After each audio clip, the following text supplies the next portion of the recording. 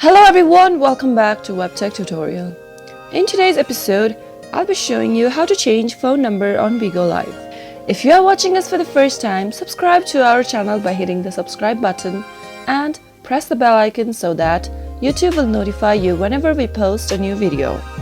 Tap open Bigo Live application from the app list.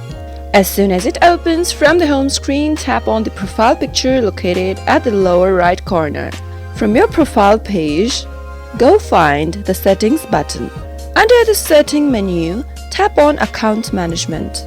Now tap on phone and you have two options displayed over there to change your phone number or to change your password. Since we are changing the phone number today, tap on change phone number. Before changing your phone number, you'll need to enter a verification code that will be sent to you.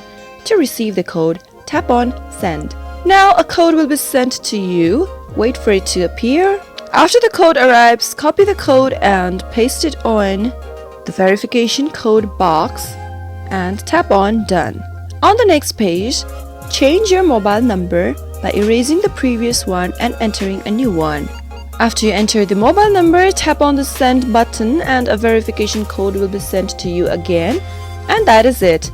That is how you can change to a new mobile number on Bigo Live. I hope you found the video useful.